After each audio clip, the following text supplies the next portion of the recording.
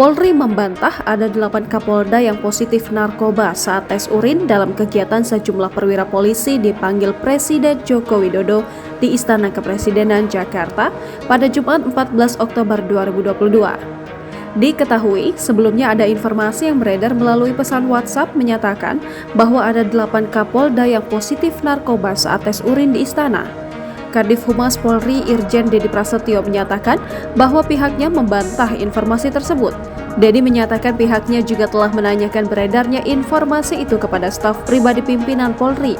Dia menyatakan kabar tersebut tidak benar. Diketahui sebelumnya terdapat informasi yang beredar di awak media soal 8 Kapolda dinyatakan positif narkoba saat menjalani tes urin di Istana.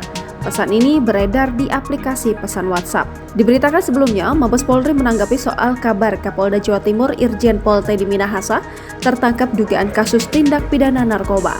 Kadif Humas Polri Irjen Dedi Prasetyo menyatakan bahwa Kapolri Jenderal Listio Sigit Prabowo akan merilis soal kabar penangkapan Irjen Teddy Minahasa pada sore hari ini.